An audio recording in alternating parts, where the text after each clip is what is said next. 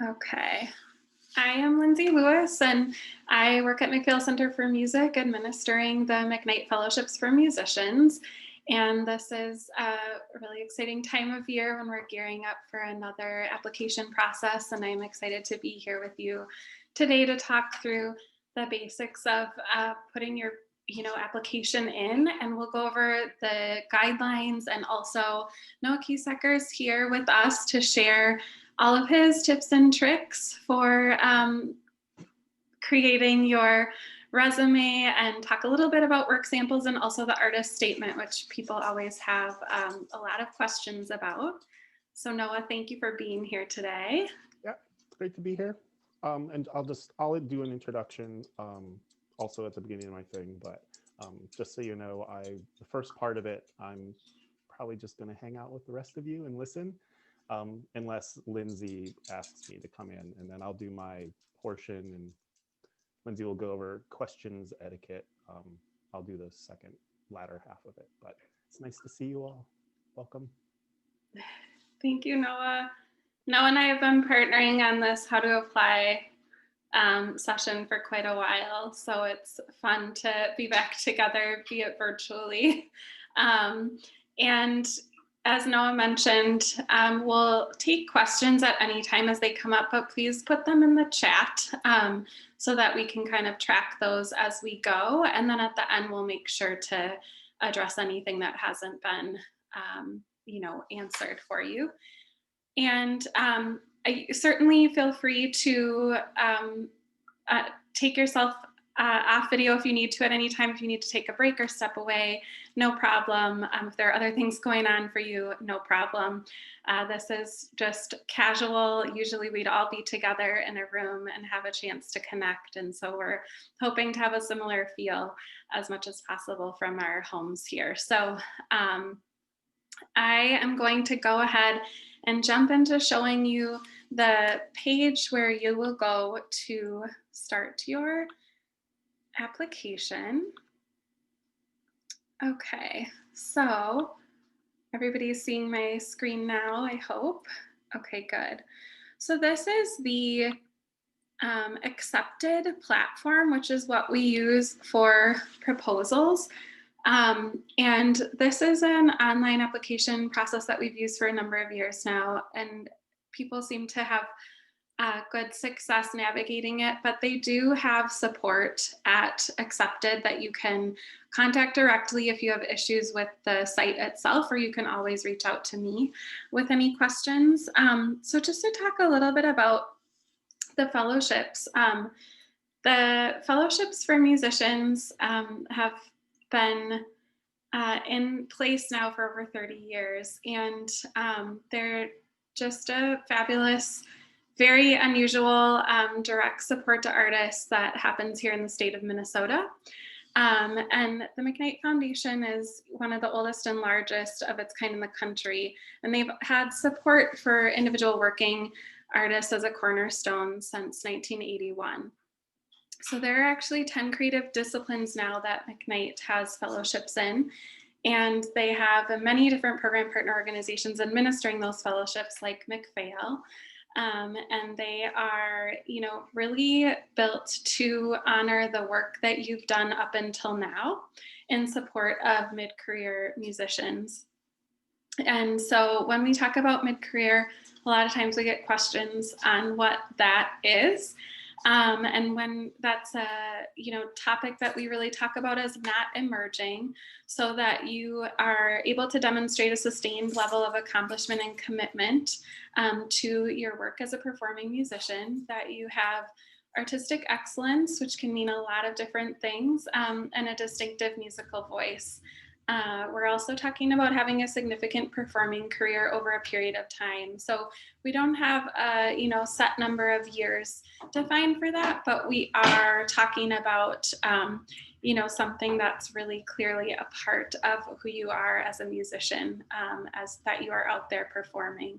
And for everybody, that can look differently. So some people are gigging every week, and some people are doing a few performances a year, and to kind of just depending on what style of musician you are, that can play into that. So You know, at the McKnight Fellowships and at McPhail, we're committed to honoring the breadth of Minnesota musicians of all genres, aesthetically, geographically across the whole state of Minnesota, and culturally. So I'm excited that you all are here today. When you're ready to start your application, you'll see that there's a place here under Start an Application to select the 2021-22 McKnight Fellowships for Musicians, and there's only one option there, so that's pretty simple. I'm just going to talk through kind of the basic guidelines here pretty quickly because it's all spelled out, I think, pretty clearly here. But again, feel free to drop questions into chat if you have any. And then we'll get into more of the meat of it with Noah, which I think is always fun. So the fellowships themselves are awarded to 4 different soloists or small ensembles, and they are $25,000 fellowships, which are intended, as I mentioned earlier, to honor what you've accomplished up until now. Outstanding and distinctive mid-career solo artists or small ensembles are selected, and they are intended to help you set aside a period of time for study, reflection, experimentation, and exploration, take advantage of an opportunity, or to work on a new project. So unlike some grant proposals you might do where you really need to define the project that you'll be working on during the grant period, that is not what you need to do for the McKnight Fellowships. The McKnight Fellowship itself is a year of opportunity for you, hopefully, to be able to step back and put more energy into your work. So maybe if you have a second job, you don't have to do that second job. You know, can maybe help yourself get some more equipment you might need, or whatever it might be, help paying for health insurance, any number of things. There are no requirements for you to talk about how you will use the money in your proposal, or if you are a recipient, you do not have to report on how you use the money in a formal way. At the end of the fellowship year, we do ask for a report from you, from the fellows, that's really just to talk about how it impacted your life. So not to do kind of a full description of what it meant, but just more broadly speaking. And so let's see here, you'll see that we have the new this year, the McKnight Artist Fellowships Community Values. We'll let you make sure you read through that when you're applying for the fellowships. That's a commitment that McKnight has made across all disciplines. And then I know everybody's always curious about who the panel members are, so I'll say a few words about that. We select 4 panel members who will be involved in reviewing your materials and making the final selections. So this panel consists of experienced and well-respected music professionals, all different types of people, performing musicians, producers, composers, directors, educators, but really with a focus on finding the individuals who can appreciate and have knowledge of a diverse range of musical styles and genres. So as you can imagine, when we're talking about 4 different people, we can't cover every single thing out there, but I do my best to be really thoughtful about who fills that panel and make sure that they've had a broad range of experiences with many different genres and can appreciate that. And the panelists are all from outside of the state of Minnesota, and will represent a diversity of age, ethnicity, gender, and geography. The panelists themselves will remain anonymous during the selection process. And I can, from previous years, tell you that just everyone across the board is always amazed that we have this opportunity here in Minnesota. So it's fun to, hear them talk about that, but also really enjoy the process of reviewing your materials. So to go over a bit of how the review process works, the panel will be guided to evaluate and select through a 3-round process based on quality of work that you submit, and looking for, a distinctive musical voice, an exceptional artistic merit, and kind of reading over and understanding your artist statement, which we will get into more. Um, Consideration is given to accomplishments to date, as well as promise for continued development and how the fellowship might have an impact on you as an artist. They'll also be looking to consider the breadth of artistic practices among Minnesota musicians and looking for that wide range of styles and genres, which can be influenced by ethnicity, gender, and geography. So I mentioned earlier solo artists and ensembles, and all styles are welcome to apply and are reviewed together as a whole. So now let me talk through a little bit of what each of those rounds looks like. So in the first round, which we refer to as work sample A, as you're preparing your materials, the panel, all 4 panelists will review all applications so that we can make sure that, those different experiences that the panel are bringing to the table, that they're able to look at what everybody is sharing. So they will go from that first round to select about 1/3 of the applications to advance to the second round. So during the first round, it's a blind process where the panelists will not be given the name of the applicants. They'll just hear that first work sample A, which we'll talk about a little bit more, but that's the shorter 4-minute work sample that you will be submitting. So keep in mind that that's the only thing they will hear in the first round, and that will be listened to in full. So the panelists are asked to listen to the full 4 minutes for each proposal, and they will therefore be hearing the entirety of what you decide to submit in that first round. In the second round, the panelists will now see what you've submitted for work sample A. They will still have access to that, and they will also gain access to work sample B, which is up to an additional 20 minutes of music work samples. And then again, they will be asked to review all of these materials. If you choose to submit an optional live performance video, this is when they'll see that. That optional live performance video can be it doesn't have to be a professionally produced video. It can be something somebody even shot on their iPhone if you feel like it really captures you as a performing musician in a way that you'd like to, showcase for the panel. The concept behind that is that, sometimes those recordings of you audio don't encapsulate the full experience of what it's like to see you as a performing musician, and so it's an opportunity to show more of that.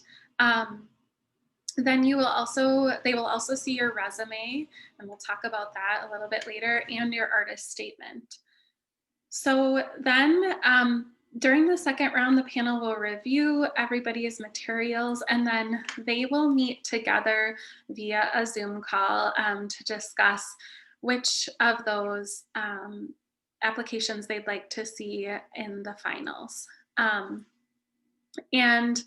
we'll talk about the finals, which are going to be a little bit different in a minute. And then I do see a quick question here about, is the video in addition to work sample B, or does it count for the 20 minutes? It's in addition. The optional live video is in addition.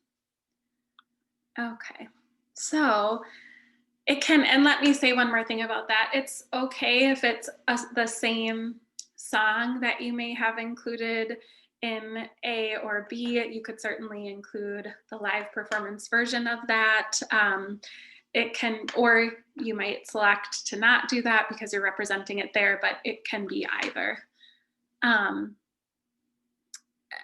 the panelists are very much aware that the quality of the recordings could be in a studio, or might be done at home, or might be, as I mentioned earlier, an iPhone or that type of thing. And so they're really being asked to not as best as possible to overlook maybe what might seem like a less produced, polished recording, to get more of the essence there, because this is not intended to be limited to what resources you have.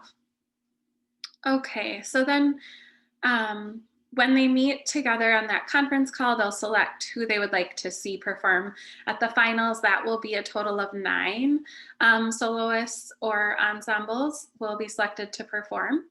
And the final auditions this year, we had to make a change last year, kind of very close to the finals themselves due to what was happening.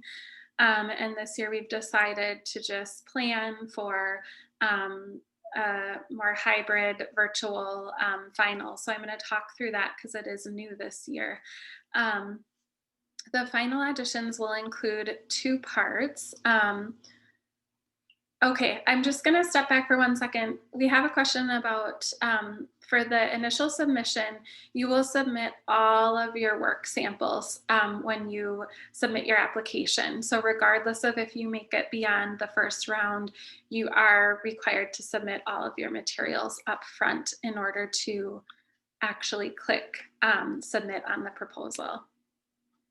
Okay, so the final auditions, when they were held in person, they included a opportunity for you to perform live, and then they also included a question and answer session with the panel.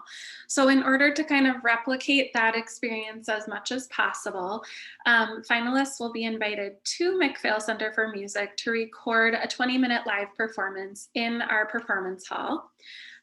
The recording sessions will be offered by appointment from April 14th to the 28th at McPhail and will be managed by McPhail's web and multimedia technician. There are appropriate precautions taking place right now at McPhail to ensure the health and safety of those involved. I think, as we all know, things are constantly evolving and changing. And so when we do select finalists, I will talk through all the precautions that will be in place at that time. At this point in time, it does include plexiglass around each performer and a thorough cleaning of the rooms, including a fog machine style of cleaning with a certain number of hours in between people being in the room. There have been updates to their HVAC system, etc. So I won't go through all of that, but certainly when it comes time for those who are finalists, we'll talk through everything to make sure people feel comfortable going forward with that. And if somebody is not comfortable going to McPhail to record the audition, we will discuss alternative options and figure out how to make that work. So we're doing our best to give you the chance to record a performance. And at this time, it looks like you will be able to bring in other musicians to perform with you. There's definitely space to be distanced in the hall. And as I mentioned earlier, a lot of existing precautions in place there. So if you are a soloist applying, if you're an ensemble as well, you are allowed to have supporting musicians perform with you if you choose. And that's something that I work out with each finalist when the time comes to figure out what their preference is. Then we will go forward with a question and answer session with the panel, which will be held on May 7th. And that will just be a 20-minute Zoom call that you will have with the panel. They will have listened to your performance, the recorded performance prior. And then on the Zoom call, it will really be intended to be conversational with you and the panel to talk through anything they might want to know more about. In terms of your performance or your materials themselves, or just your artistry. And so we will schedule those interviews by lottery, but they'll happen during the day on May 7th. Finalists will receive a $1,000 honorarium, so for all 9 that are selected. And for those 4 who are selected as recipients, that will be part of the $25,000 award. So at that time, panelists will consider your performance, the conversation they get to have with you, as well as the materials that you've submitted in advance. And they will, continue the conversation after they've had all of those question and answers with the finalists and make their selections that evening, after which I'll be getting in touch with those who were finalists to let them know. Okay, so the application deadline is Monday, January 25th at 3 p.m. Central Standard Time. I really encourage you to get familiar with this Get Accepted platform in advance of that. Even if your materials aren't ready to be submitted, you can get it started. You can even fill in some of the details and just make sure you have a handle on that, because at 3 o'clock, after 3 o'clock, if you have issues submitting, on the dot or something, we will not be able to assist you with that. So I really, really encourage you to make sure you've got everything kind of working in your favor before the 25th. Okay, so I'm going to skip down to the eligibility requirements here. There are a handful of requirements to be eligible to apply. These fellowships are intended for residents of the state of Minnesota, which is wonderful, but you must maintain your residency for at least 1 year prior to applying and for the full duration of the fellowship year. Mid-career, as I mentioned earlier, is defined as having a body of work that demonstrates a sustained level of accomplishment, commitment, and artistic excellence. Important for you to note that you can only apply to one McKnight Artist Fellowship in any artistic discipline within a year. Sometimes with the musicians, people are considering musicians versus composers fellowships. I'm happy to answer questions about that. If you have any, let me know. But just know that you can only select one to apply to in 1 year. You also may only apply as a soloist or an ensemble or band member in the same year, so you'll have to select which you would like to do. In addition, you may not have been a recipient of a McKnight Artist Fellowship within any artistic discipline in the last 5 years. So there is a sit-out period of 5 years across disciplines if you've received an award, just to make sure there's more room to go around. So that would be 2016 to 2020 fellows are not eligible. If you had been a McKnight Fellow prior to 2016, then there is an additional question for you that asks you to kind of demonstrate the growth and ongoing artistry since your most recent fellowship award. And then in addition, you may not apply if you are staff, board, or immediate family of the McKnight Foundation or Fellowship Administrative Partners. There's a list here if you need to look at that more closely. Independent contractors and faculty are not considered staff and are therefore eligible to apply. And lastly, you may not be enrolled full-time in an academic program. So if you have questions about that, please feel free to let me know. If you're applying as an ensemble or band, you must have performed together for 3 or more years with the same members and the same name that you're using on your application. You must be made up of no more than 5 members, and you must be active, having at least 4 performances in each of the last 3 years. Feel free, again, to ask questions about any of these items if you have them. I've already talked a little bit about the work samples, so I'm just going to briefly hop through this. So as we discussed, you must provide live or studio recordings totaling 24 minutes of material made in the last 3 years. So the best advice I can give to people in regards to what material to use is to select your highest quality, best work. Noah will talk about this a little bit more, but I know that sometimes people are curious, should I include, I'm at 21 minutes, I have something else, I don't really think it's the best thing, but should I include it so I fill up the time? No, we'll talk about that, but we both agree that really it's more important to use the best material that you have and not to throw something else in just because that might be the thing that kind of leaves somebody questioning it. So at the same time, I would say if you're having trouble, getting beyond 15 minutes, you'll want to think about that too. So I see a question here about if you don't make it past the first round, can you apply for another category of the fellowships at another time in the year? No, you cannot. So you have to select one and be a part of that process.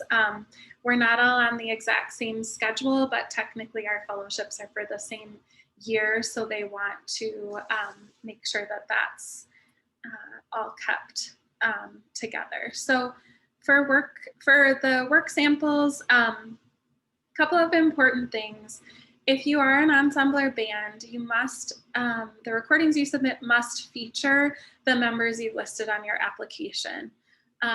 And again, if you're a soloist or an ensemble, you can have other accompaniment on the recording, but it should be really easy to tell who the actual applicant is. So earlier I had mentioned if, let's say you're a percussionist and there are other percussionists on the recording, please make certain that it's very clear who you are. So if there were to be two of the same instrument, that might not be the best recording to include unless you can really be clear. And when you're filling out the details on your work samples, you'll be able to indicate the instrument that features those who are included in the application itself.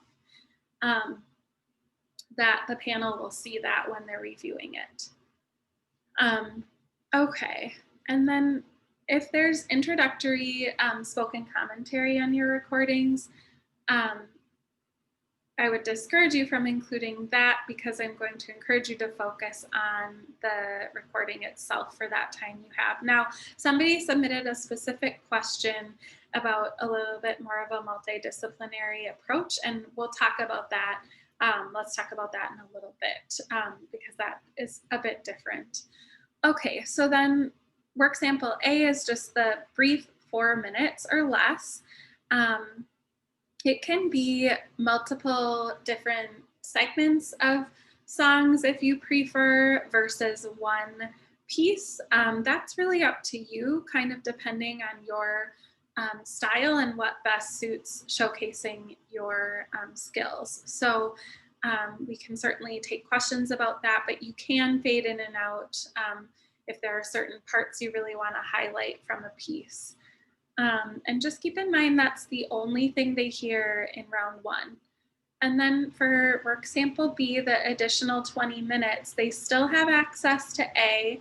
Let's say you highlighted a 30-second or a 1-minute clip on A and you really want to showcase the broader portion of that piece in B, you're more than welcome to do that. Sometimes that's the most appropriate thing for people, or you might use different material. Anything you want to do there is just fine. And it is important that you stick to the total of 24 minutes.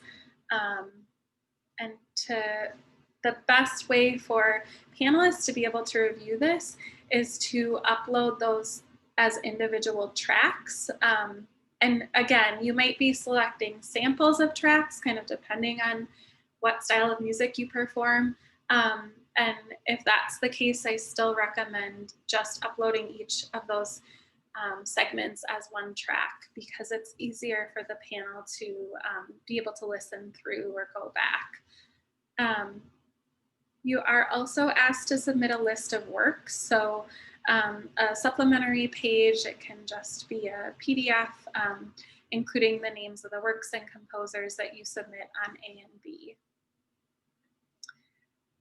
The video of the live performance, which is optional, but we discussed earlier, that's an additional 5 minutes that you can include something from the last 3 years again. And this does not have to be in front of a live audience. So if you want to record yourself right now at home or in your studio, wherever you might be spending time, you may do that and you may submit that. it's up to you, but it should be unprocessed. So the audio should match the video, and it shouldn't be that we're hearing the recording from a different time over the actual performance. So let me know if you have questions about that. Again, you can use clips from different recordings and put them together if you'd like. It may or may not include songs from work sample A and B. Again, if it's an ensemble, it should feature those members listed on the application, but it can include accompaniment for both soloists and ensembles. Okay. I'm just going to talk about the artist statement for a minute, but Noah will dive into that more. So the artist statement is pretty short, no longer than 500 words. We'll ask you to type that in a Word document and then save it as a PDF in order to upload it. The prompts that we've given you to consider are things like, what is your background as a performing musician? How would you describe your distinctive musical voice? What do you see as the future of your art form? And how does your work contribute to that? What are you doing as a performing musician that isn't already being done? And what is next for you as an artist? These are jumping off points, and Noah will talk through how to make some decisions around that and think through what you might include in your statement. If you have received a fellowship in the past, you're also asked to answer the question, how has your work developed since your last award? For the resume, this is going to be 2 pages or less, again, submitted as a PDF. Noah's going to talk about what a resume looks like in terms of highlighting your musician performance career. But it's going to either focus on you as a soloist or an ensemble, depending on how you are applying. It'll highlight your professional accomplishments and achievements, including performances, recordings, awards, grants. If you are an ensemble or band, you must include at least 12 significant performances per year from the last 3 years prior to the application deadline. Given what's been going on in the last year, and you may not have performed, it's perfectly fine to indicate that. Nobody's going to be penalized for that. If you had performances that were scheduled and then obviously had to be canceled, feel free to indicate that, that you did have things that you were intending to do and you weren't able to do. If you've been doing virtual performances or have had other opportunities, again, perfectly appropriate, but everybody knows it's been quite a bizarre year, so just there's an understanding there. There's a question about, in the optional live video, can you use multiple clips faded in and out? Yes, you can. Okay, so the resume, we do ask that you do not include some of the things you typically would in a resume, which is contact information or quotes, reviews, letters of recommendation, that type of thing.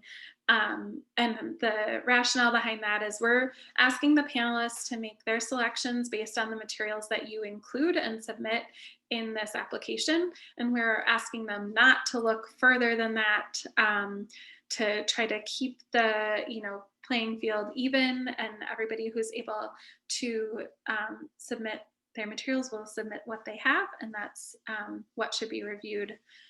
And so you will be also asked to share a copy of your driver's license. That's for proof of legal Minnesota residence. If you do not have a driver's license, there are certainly other alternatives you can include, and I'm happy to connect with you and talk through what might be best. So that covers the gist of it. When you're ready to apply, you'll see that at the bottom of this screen, first of all, my contact information is here. Please, as I said, feel free to reach out with questions. I'm happy to connect via phone as well, if that's an easier way to answer your questions. If it's a technical question, I don't have access to change your password or things like that. So I do encourage you to contact the accepted platform help desk. And if you've applied in the past, your materials are already in the system. So it is helpful to use your same profile if you might be, editing or wanting to take from samples you've used in the past.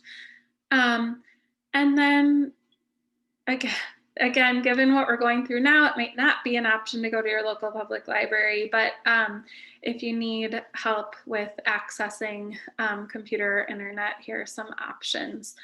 And then you'll just click apply to start your application when you're ready. So this is going to have me log in as myself, but for those of you, when you're ready to start, you'll go ahead and create an account here, and then your materials will be saved there. So I am not going to walk through the details of accepted unless anybody has a specific question about that.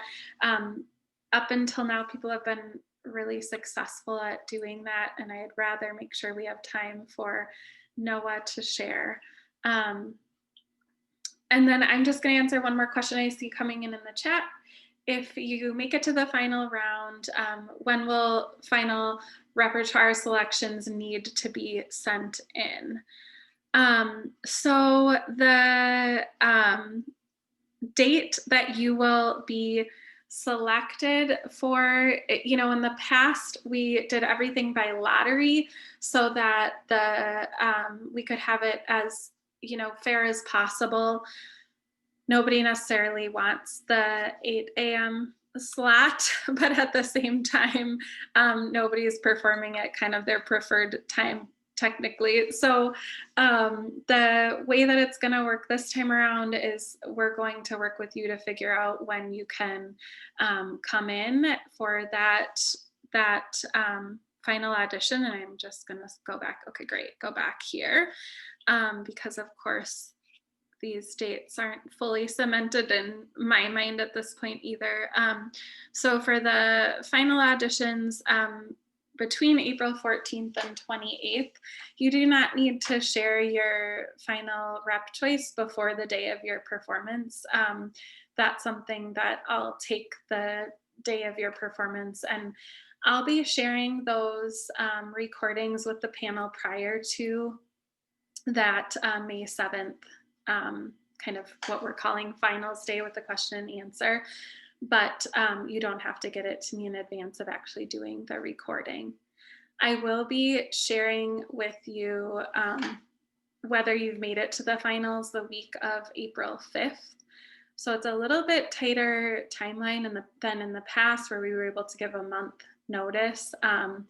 So I'm just encouraging people to, have that kind of percolating if you make it to round 2 in terms of what you think you want to do at the finals, because there won't be as much time to kind of plan that. So, but we will work with you if you want to have, other musicians supporting you at the finals.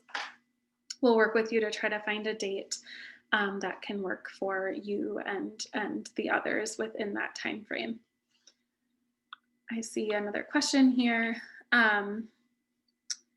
Yes, so the 20 minutes at the finals includes time between pieces. So we want that to feel kind of as much like it would in real life, in real time, if the panel was sitting in the room listening live. And we talked about that, should we try to do that live? But it didn't feel possible to kind of do all of the other cleaning and distancing that we want to do. So it will be recorded. You'll have time to set up and do a sound check and make sure everything is kind of balanced and working the way you want it to, and the media technician at McPhail would like it to. And then once you've kind of decided we're set to go, then the clock starts and you'll go for your 20 minutes. And people sometimes ask, should I intro each piece? Should I just perform? What should I do? Our recommendation is that you treat it like you would a performance if you were on stage and you had a full audience. So that is a little bit strange, even when you have the 4 panelists in the room. It'll probably be even more strange with nobody and just a video. But as much as you can channel kind of the typical performance energy that you would have, that's what I recommend, because that's really what we're hoping to showcase for the panel. And if that includes some talking, that's fine. At the same time, I would, also suggest not to spend half of your time talking, kind of depending on what your style is. Though, again, there was a question in advance of today about a little bit about if you have some speaking and other aspects, and we can talk about that. So if it's really truly a part of your performance, then that can be very important to include. So we'll make sure. Okay. Any other questions? Feel free to pop them into the chat here on just kind of these guidelines and materials. Somebody had mentioned in the registration that they were just wanting to make sure they had a complete application. The Get Accepted platform, I think, does a really good job of making sure that you have all of your materials uploaded, and that they won't let you kind of hit submit if you're missing crucial components. You can also review your full application prior to hitting submit, and it will show you exactly what it will look like, and you can review it after you've hit submit. If you run into an issue, please reach out to me. Again, better to do that before the 25th, but just feel free if you're having issues with anything in that way. Okay, I don't see any other questions right now coming in the chat here. So I am going to stop sharing my screen, and I'm going to introduce Noah to everybody here again, who is going to walk through his awesome tips and tricks and will be available for more questions. Okay.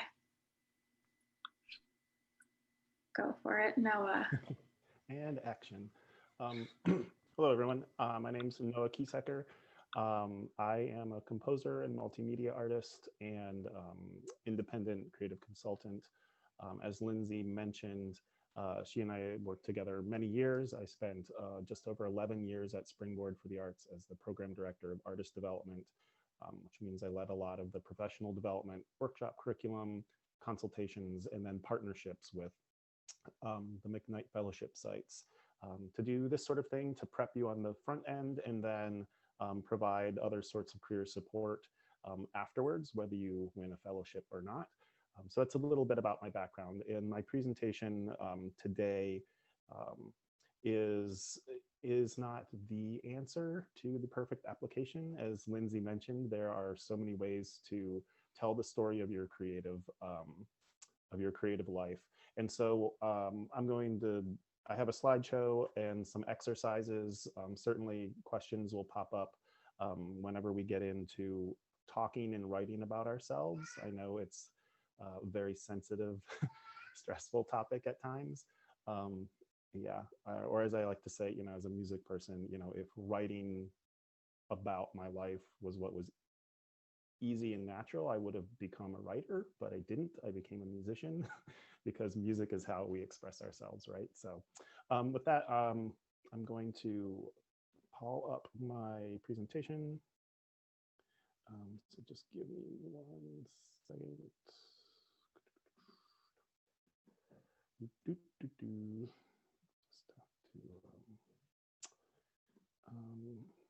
All right, so I'm assuming everyone can see this. Yeah. Lindsay? It's good. Yep. Oh, okay. So we'll start here with artist statements, what we write about when we write about ourselves. And let me do one more thing up here. See if I can. Okay. Hey. So this is me. This is my website. I am, because I'm not at Springboard, but Springboard has me come in and do these presentations. So I have some links that I'll put in the chat later on for resources that will also assist you if you haven't used them before. And so let's just dive in. And so essentially what we're doing with our application is saying, what is your story and how can you best communicate that story to an audience? Um, Pretty straightforward, but my initial framework for people to sort of help you step back from the tunnel of hyper focusing on artist statement or 500 words or resume are these three things, which is it is your job through this application to provide context for your music. In the fellowship, your work sample is the most important thing. I think Lindsay probably said that 3 times already. But our job is to create a context or a world background in which that music lives or was created. Second is to guide the listener in that context. So there's a lot of things that can be read into an artist statement, into a performance, into a resume, and our materials, our written materials, are meant to say, there's a lot of information I presented to you, but please look here and not over here. And then finally, it's to deepen their understanding of your work. Even though your work sample is the most important thing, when you get to the finals, they're trying to, they don't have as much time with the music as you've had.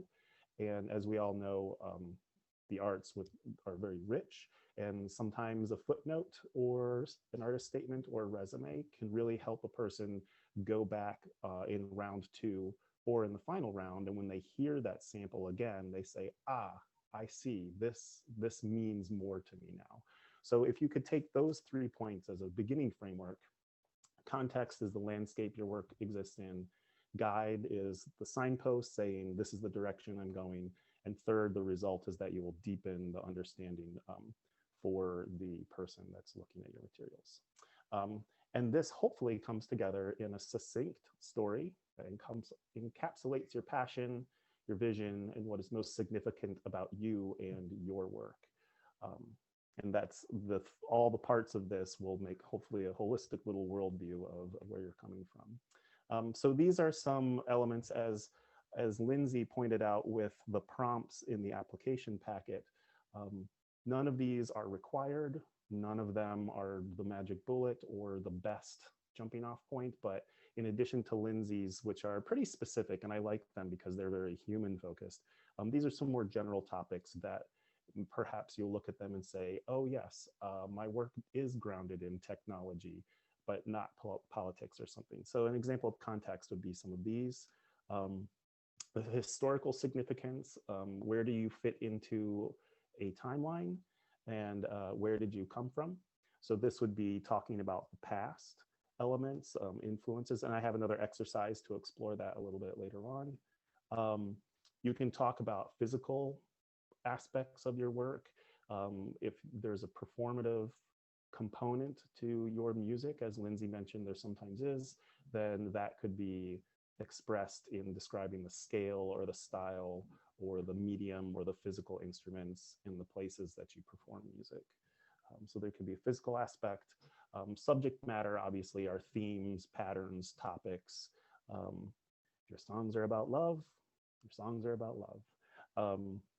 And the culture is, how does your work connect to now? This one, I think, is sometimes it can get mixed into a lot of other elements, like historical elements for certainly cultural origins and whatnot. But in this instance, what I'm trying to point out is that culture is identifying your value system now and what is your current culture. And then from there, you can illustrate it with context, historical, physical, subject matter. And then on very, very broad, vision, interests, background, goals. The not very specific, but perhaps you might look at one of those and say, I work best when I am trying to talk about what I like. And some people work best when they talk about where they've been and what they've seen and anecdotes of that nature. So those are a couple of bullet points. And so the next couple of slides will be experiences, resumes, and bios. And I put these in here to discuss the strengths and challenges of different types of information, because again, your application doesn't have to look like and won't look like many people's. So everyone's not going to have the same voice and structure in a bio. And sometimes your story is best told through one application supporting material more than another. So if, for instance, your resume isn't completely stacked with a massive amount of performances, because being prolific is not your strength, but for instance, the narrative background structure to those very significant smaller amount are important, then it's good to know where to invest in your strengths. So in terms of talking about your experiences, what's useful is that if you think of them as miniature stories or anecdotes about your life, it can remove that pressure of how do I talk about myself where I'm not bragging, or is it okay to brag and name drop?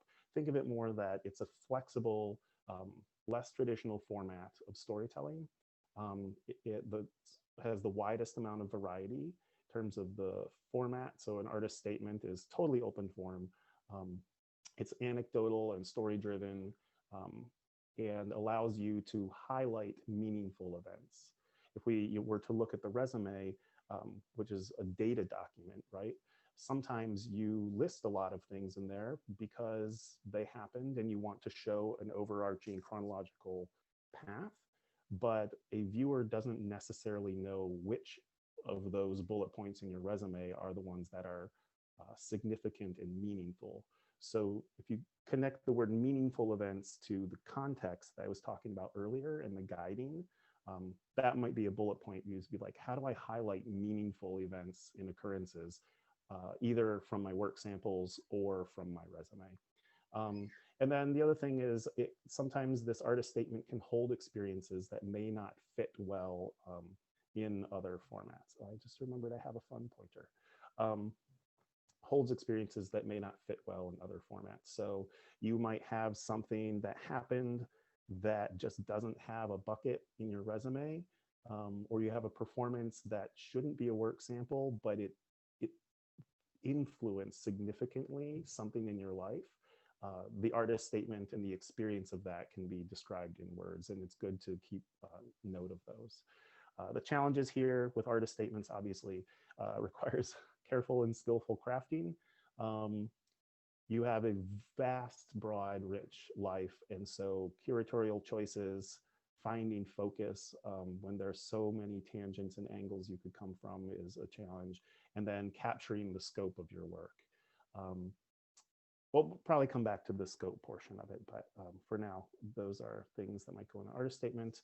I'm going to touch on some resume pros and cons here. The strengths in that holds a lot of information that doesn't read well in narrative form. My personal opinion about artist statements is that anytime we identify a pattern where I see someone says, I have a broad background in performances, including, and they start a comma separated list. The first thing I usually say is, does this list belong in an artist statement, or is this a list that is best held in a resume?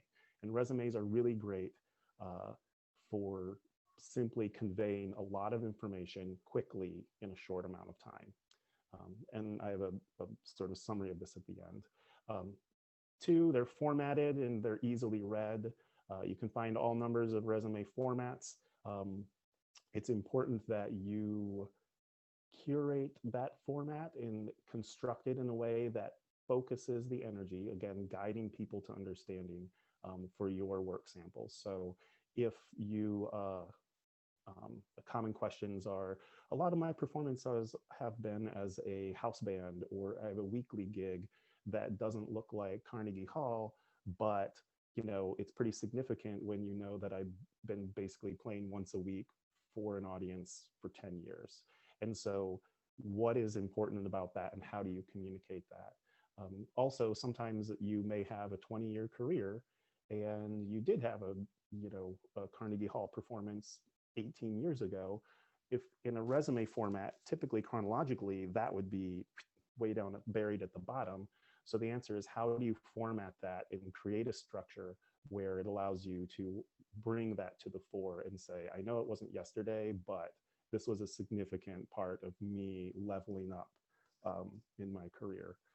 And then sometimes the nice thing about resumes is that they are more neutral, old school. That's a pro and a con, but they allow you to sort of distance yourself from having a narrative voice in an artist statement or trying to be clever. You don't have to worry about cleverness. You can just say, here are the facts, here's the information. And for some people, that's very comforting and allows them to identify some things. Challenges is that there's less room for voice. You don't get to have as much of a personality in a resume. There are formatting constraints, obviously, length, bullet points, clarity of information.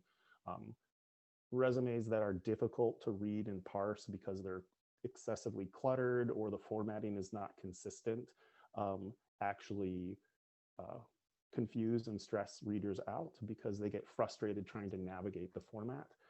So you have to be careful about that. And then the other challenge, which is also a strength, is that they're more neutral and traditional. And sometimes if you've ever rifled or bristled at trying to squeeze your life into, standardized categories with short bullet points, then you know what I'm talking about. So that can be problematic for some. And then categorizing or tidy little boxes. I feel as an artist myself and many people I've worked with that we push back on being compartmentalized and boxed in. And so sometimes that can add a lot of anxiety when people are trying to format their resume. This is my personal opinion. I think they're boring. I think work samples are exciting. I think reading narratives are exciting. But I also, there's something exciting about formatting a resume, but overall, I think that they tend to be not the most engaging thing to read. Okay, so here we are into artist statements, some strengths and challenges. Obviously, as I mentioned, it's an open format and flexible.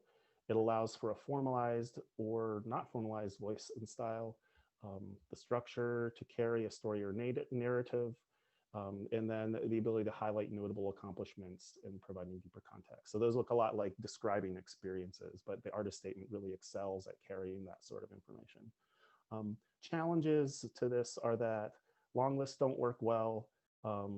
Sometimes we think of an artist statement as this very formal and stodgy kind of art speak driven document that has to feel like an essay out of an exhibition catalog.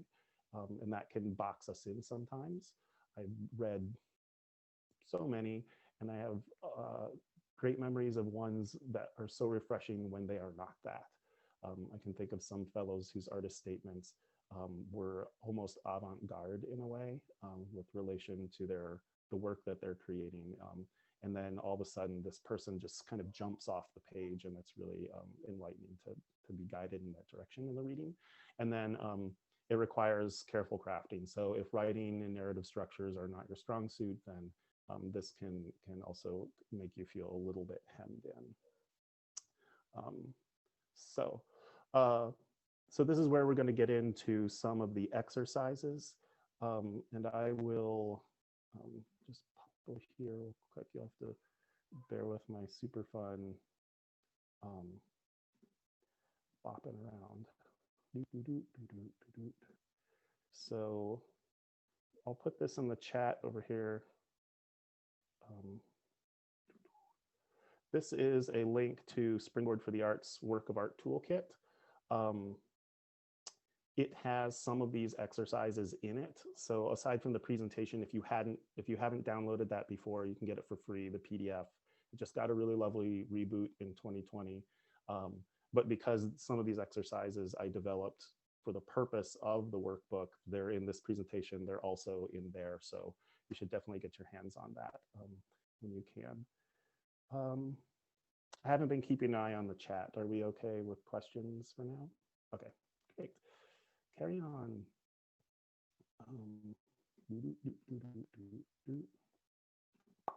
So at the very core of all of this is who you are, what you do, and why you do it. If you can answer this in 3 sentences or less, as we say, your 3 sentence artist statement. It should be the underpinning of every artist statement that you write. It should be that kernel in there somewhere. How it is expressed will change depending on if it's a McKnight application or a Jerome or a state arts board or something. But knowing thyself in this very simplified, distilled kind of way will serve you well in terms of staying focused and not being led astray by who's offering the funding or what the format of the application is. So the other way you can approach this, which I feel is a little more human, if you flip it and reverse it, then you say, why do you do what you do? What do you do? And who are you? So I always give my example of this in that I say, my name is Noah Keesecker. I'm a composer and multimedia artist whose works oscillate between the concert hall and the dance club. And I do this because I believe that music should move people not just emotionally, but physically as well. So you're like, okay, it's a little stiff, but I get the gist of it. But if I turn it around and say, because I believe that music should not just move people emotionally, but physically as well, I write electronic, electroacoustic music that strives to be at home in the concert hall as well as the dance club. I'm Noah, I'm a composer and multimedia artist. So you can see that one when you lead with the sort of human emotional belief system first, feels more human, it feels more conversational and approachable. At least that's my opinion. So doing that little exercise, sometimes answer the first three and then answer them again, but turn them upside down. And I feel a lot of people have success when they just look at it from those two different sides and getting them started quickly. So the next thing is an exercise in developing language and description of your work.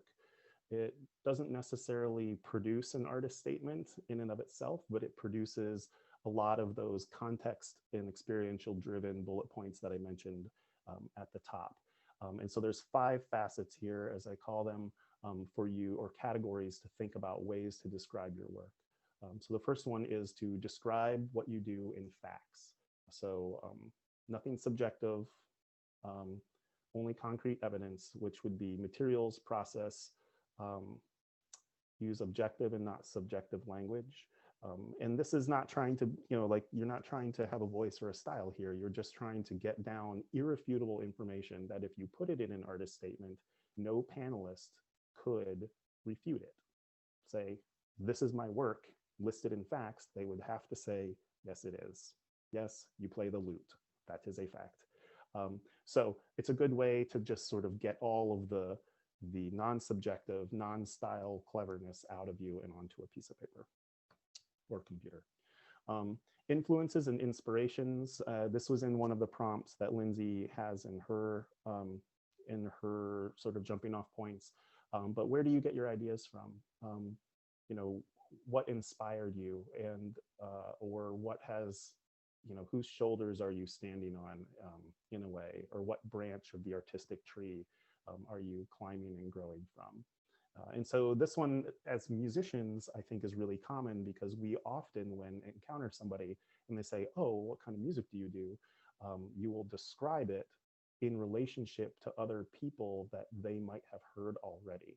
So you'll say, oh, I'm sort of, like a mix between Aphex Twin and Dolly Parton with a little bit of Woody Guthrie mixed in. And people go, okay, sure. So that's a place that I think we naturally start saying where I come from, either genres or people or cultures. This is my funny middle one that I enjoy pushing people on, using all 5 senses. So I ask people to describe their work using sight, hearing, touch, taste, and smell. It's sort of like a synesthesia kind of approach, but it also can sometimes help you generate very experiential language and descriptors. So not, falling back on the easy ones would be like, oh, it's dark and moody. That's a visual descriptor, but something that is, a really sharp or hot kind of sound or cool kind of sound are all sense-based. And so if you really push yourself to fill in these 5 things, sometimes you can find some interesting language that helps a concept or an analogy pop for a reader. The 4th one gets a little more abstract with place and space. Places, urban, rural, small clubs, arenas, virtual, online, all of those things. And spaces are more philosophical. So I think of them as emotional spaces or mental spaces that your work might occupy. So is it introspective music, or is it sort of really expressive, emotive music and those sorts of things? And then the last one, which, as you saw in my 3-sentence artist statement, I believe is most critical in an artist statement for you to come across as a human for people, and the one that is most challenging, I think, for people to put into an artist statement is your belief. What is the driving force behind what you believe? And so when I say I believe music should not move people, not just emotionally, but physically as well, it's because I don't like to sit still and listen to music, right? I like to move and squirm, and I think humans like to do that, and that is a belief. You can fight me about it or try to change my mind, and that's what beliefs tend to be, but those are also the things that really enliven an artist statement or show the heart in a work sample. When someone says, why is the music like this? And you say, because I believe this about the world, then that should hopefully give somebody, they should feel something in here when you say that. And the purpose of your application supporting materials is a place for you, again, to provide context, guide their understanding of your beliefs about what informs your music, and in the end, deepen their understanding to the point where they say, okay, yeah, I get that, and I like it, thank you. So those are 5, as I call 5 facets that'll generate, help you generate some language. I usually have people just write them out across in columns and fill them in like a list format, like bullet points. And then this I alluded to earlier, which is to say where to say what. In that you have these work samples, which you have 2 rounds of. You have the artist statement and you have the resume. So finding the best vehicle for your message. Every time you have something and you say, where does this belong? I really want to tell them this. I really want them to know this about my work. Say, will this be best communicated in my work sample, the audio? Can I just let the work speak for itself? Or should I put it in the resume? Or should I focus on it with a narrative structure in an artist statement? And sometimes, as I pointed out with the lists, there is information that I might look at an artist statement and say, this is important to you, and I think it's in the wrong place and that it's not doing its best work, and you should put it in the resume and use your time and space in your artist statement to illuminate something else about that experience. Don't give me the list of everything. Tell me what those experiences collectively meant to you, or what they meant to the audience or your collaborators. So you see the difference between just the pure information of a list and the impact and meaning of that list in a experiential context. And so these 3 things together, as I often point out, is the resume, is the past, the artist statement is the present or the passion, and then the work sample is the proof. Now, Lindsay pointed out, as I mentioned, that the work sample is the most important part of this application, but still, if you think about a chronological understanding when you get to the final round and they're looking across all the parts, your resume is going to tell them where you've been. The artist statement is going to say, here is me now, and this is what drives my work. And then they listen to the music and they say, yep, that is all true. So that could be a way for you to organize these large chunks into something that has a through line, so that they all support each other and they don't seem separated or disparate or something like that, where you say, I love this music, but I really don't understand what they're talking about in the artist statement. I don't hear this at all. and it's actually the artist statement is confusing me. They have to, like a triangle, the three parts need to lean and support each other to make a really strong, rigid structure. Noah's junk drawer. Let me just check in real quick. How are we doing for, let's see, time? We're okay. Questions are going. Teaching in the I haven't seen any yet, but feel free to keep popping your questions in the chat. Okay. Yeah, and like when I'm done going through all my slides, then we can circle back to anything that I said, and if I need to tidy up something confusing that I said, not uncommon, then we can do that. So, okay, to my junk drawer, my favorite place. All the stuff for which I don't have a place for.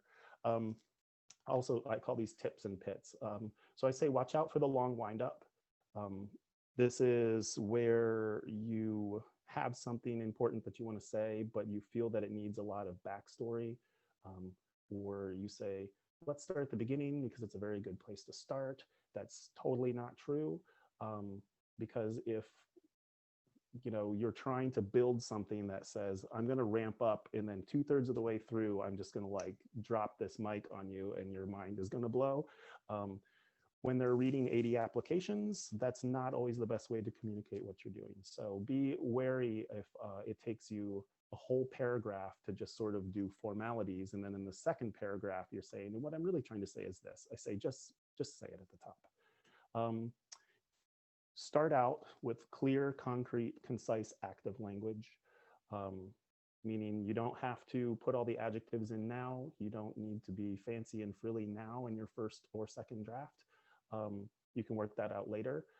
People really appreciate when they don't have to decipher or unpack, decorated concepts. And then certainly active language versus passive language. Active is more efficient. It takes fewer words, so you get ideas across clearer and quicker. It also instills more confidence, because rather than saying, if I did this, I would hope that I could possibly do that, then I'm like, oh, okay, sure, maybe, possibly. But if you say, with this, I did this, or I'm going to do this, I will do this, then my visceral experience of that is like, okay, you're going to do this, I believe you. After you've generated all that language in those 5 categories, look for patterns across your materials, themes, and through lines. Sometimes if you do the column approach that I mentioned, and then you go back and you just try to circle things that look similar, you say, what is connected across all 5 of these, and then put those 5 words together in a sentence. Sometimes that can help you find threads in your work or describing your work that maybe you don't see when you're looking at the whole picture, but you can find when you're looking at across different facets of your work. And then these hopefully will turn into what we call the sticky stuff, which might be anecdotes, phrases, ideas, or analogies. That those are the things that really pop, or that people remember. Sometimes when doing things in person and you have somebody read out a work sample, share out an artist statement, and then you just ask people to be like, what jumped at you? And when something jumps, you know it, and somebody will say, this one line just really grabbed me, and everyone in the room will say, yes, that one. So those are the sticky things. And sometimes when you find one of those, that can be your opener. That's the thing that you put at the top to just grab people's attention. Or it's something that helps unify all of the stuff that you're writing, the takeaway. And then, of course, more eyes and ears, get feedback from people inside and outside your bubble. I used that word bubble before the pandemic, but now it's really, really intense. And then I say look and listen. Let me give you this other.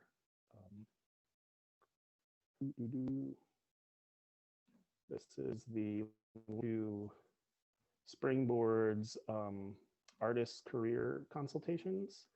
As I said, when I was at Springboard, I did a lot of these. I do these now in my freelance business, but Springboard has a whole roster of artists, and it's on a sliding scale from $0 to $75. You can get grant reviews. done by them, and they're super helpful. They won't write the grant for you, but you can bring your materials in and get feedback from them. And I really enjoy that kind of work. They do, and they're really good at it. So back to my junk drawer. And I think what, the thing I just want to point out with the look and the listen is that when we are writing, and I think musicians understand this more than most people, when we are writing, we are in a headspace, and it goes from our mind to a computer or a piece of paper, and then we take it back in through our eyes. And that sort of closed feedback loop is where things get muddy, and we start to, not see everything that's going on the page. So having somebody else look at it outside of our little feedback loop is helpful. I really enjoy reading people's artist statements back to them. So if you have a friend or a family member that can just take the paper out of your hands and not read it to themselves, but read it out loud to your ears. Our ears, as you know, process information differently than our eyes and our fingers. And sometimes the most common thing you'll get is somebody will say, I didn't write that. And they'll turn the paper around and say, it's right here. And so it's a good way to sometimes hear patterns or hear clunky sentences or hear things that work or don't work. It's just one more little tip or trick for you to get a different perspective on your work. And then I'm going to talk about this inverted pyramid of journalism with a couple of illustrations in just a second. So I'm going to switch apps here real quick. You'll have to, hope you enjoy my penmanship for whatever it is, but I thought this was the best way for me to do this. So I'm going to do three things. We're going to talk about a structuring tool called the Old Oxford format of essay writing. I think I learned this in like 7th grade or something. Two kinds of pyramids that overlap, and then we'll talk about a little bit about work samples, and then we'll probably be into questions. So this Old Oxford method is fairly effective in that you'll recognize that most people are like, oh, that's all it is? I'm like, yep, that's all it is. But it works as a structural element because through composed things tend not to be as engaging as we think they are as musicians. Even an improvisation has a basic structural element to it, which can look like this. But in the beginning, you're basically tell them what you're going to say. The main body of it in here is say it. So in the top here, this would be your 3-sentence statement. Oh, Lindsay, can you see this? Yes, can see it. Yep. That's funny because when we tested it ahead of time, I didn't do the stop and switch. It works. It works. See, I told you. So tell them what you're going to say. So you're basically like, this is who I am, this is what I do, and this is why I do it. And then you're going to illuminate that in points. And then at the end, you tell them what you said, right? Magic. Here's a fellowship. But when we take this and we move it over to these two kinds of pyramids, I'll just put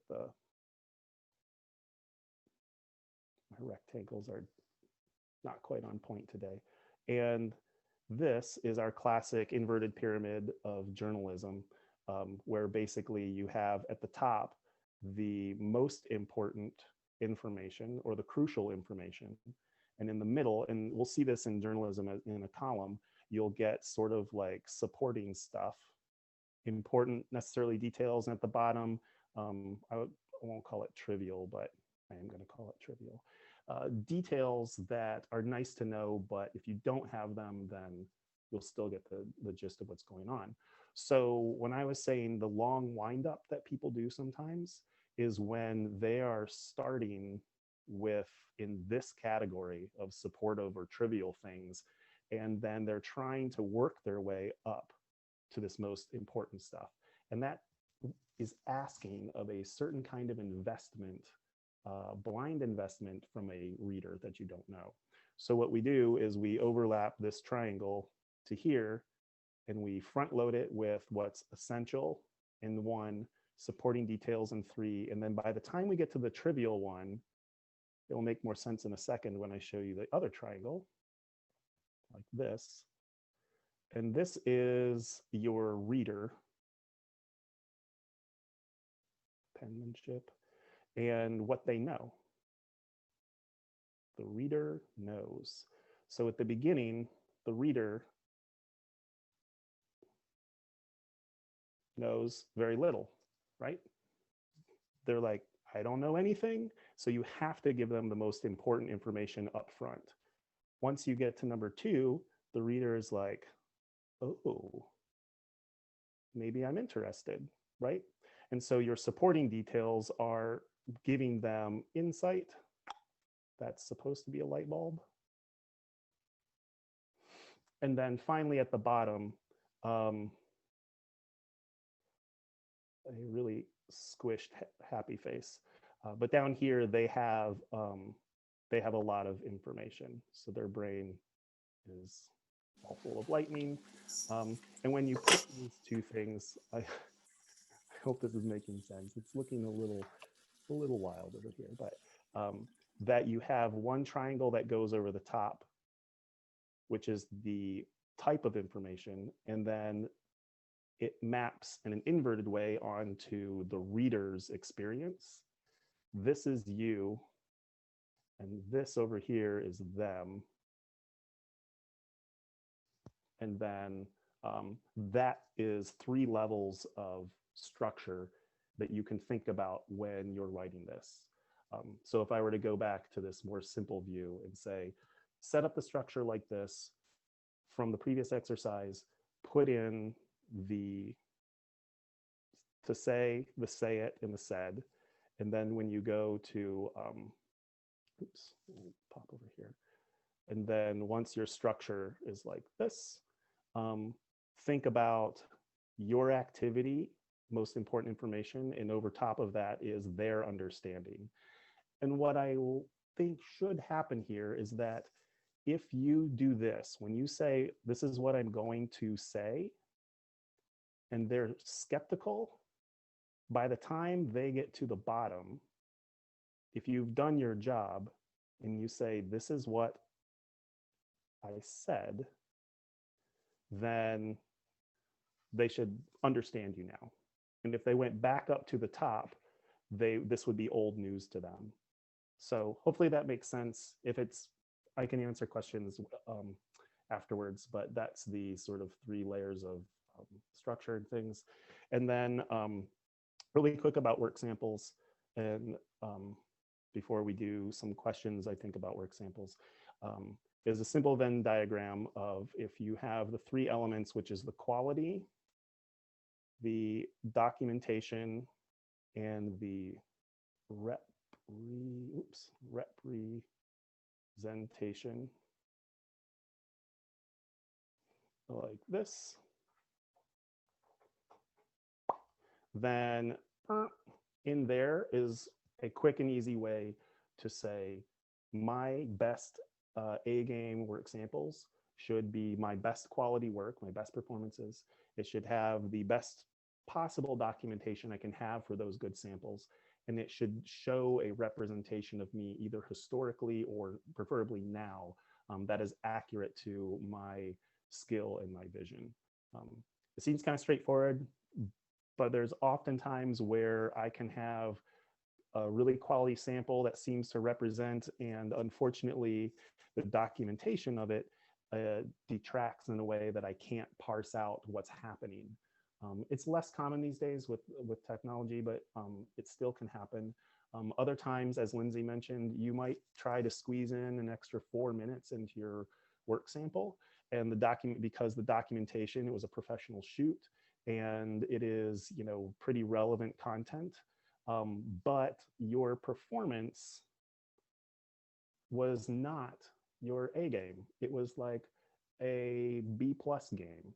And we don't want to have just 2 of these because then the whole thing falls apart and people are wondering, like, this one's not as good. It looks good. It sounds okay, but I don't feel anything here. So looking at those 3 parts of the work sample, I think will be useful to people. Um, and then in terms of parsing out your work samples, basically I tell people to do a couple of things. And for starters, take all the work samples, create folders, and categories, and start filtering your work. So you could arrange your work chronologically. You could arrange it according to pieces that you like the most versus pieces that your mom likes the most, and see how those speak. But the idea is that you're trying to run through a bunch of scenarios of different combinations of work samples to sort of, put a sifter and sift your work through it and see which pieces fall all the way through and which get caught somewhere. And I can't list all the categories by which you might do that, but the idea is to look at it from a bunch of different facets, and find things that make it through all levels of quality.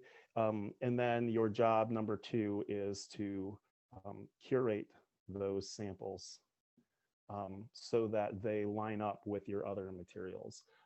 And that's the impossible part, that nobody can tell you exactly what to do.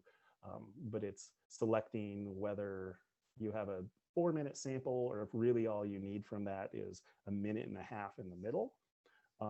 Or if your creative process is like, no, I need you to hear 7 minutes because my work is process driven. And it's important that this is a little bit longer listen, and that's my work sample. So that's a completely subjective thing for you. But again, it should line up with that Venn diagram. Oops, not that one. As well as be in line with your other supporting written materials. So,